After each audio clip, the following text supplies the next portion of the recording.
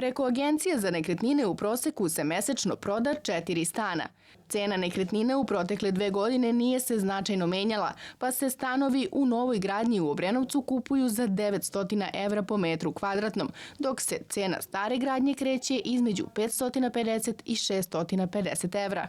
Možemo da kažemo da je tržište podeljeno 50-50%, znači postoje ljudi koji zahtevaju baš staru gradnju, to su ta stara obrenovačka cigla ili kvalitetnija izgradnja. Ljudi hoće ili da imaju nešto onako baš novo, da nema apsolutno nikakvih ulaganja u stanu, ili da to bude baš stara gradnja, prosto misle da je to kvalitetnije. Na prodaju stanova na prvom spratu ili visokom prizemlju nije uticala poplava iz 2014. godine.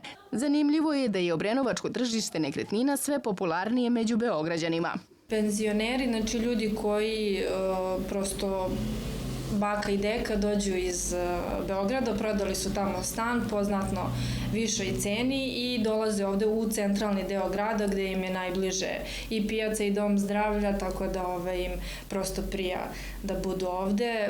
Sviđa im se grad, videli su sad da je banja završena, tako da to je još jedna onako prednost, reka im je tu i stvarno mislim da je za stariju populaciju da je Obrenovac onako target što se tiče nekretnina. Stanovi se češće prodaju preko fizičkih lica, međutim, kada to ide preko agencije za nekretnine, proces je dosta lakši i brži.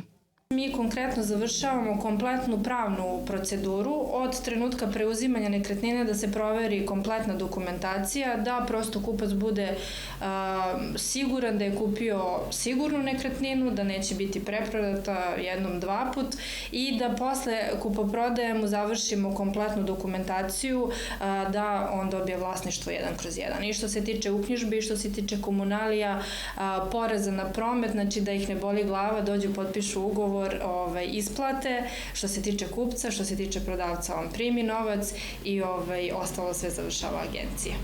U poslednje 2 godine su znatno povoljnije kamatne stope, pa je samim tim povećana kupovina stanova preko stambenih kredita.